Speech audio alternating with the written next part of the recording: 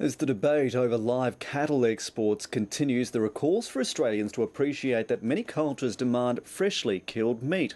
One Pilbara cattlewoman who has spent years studying the fresh meat industry says Australia has a responsibility as a global food producer.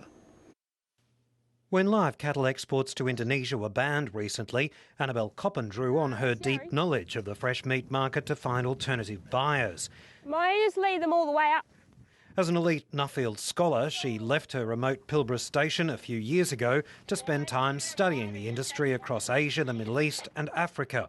And she wants Australians to remember what she calls a responsibility to help feed the world. The big picture is to feed people, and in our case it's to feed people overseas from here, and probably more likely with a live animal. The fifth-generation cattlewoman says Australians need to appreciate that many cultures demand freshly killed meat and that it's not simply a matter of religion. It's very hard for an average Australian to understand someone else's world. Members of her muster team, average age just 22, say they understand how people were upset by recent images of cruelty in Indonesian abattoirs. It was still upsetting watching that, even though the history I've had with animals. So I can understand how the people in the city handled it. Annabelle Coppin says more monitoring needs to be done so there's evidence animals aren't being treated badly.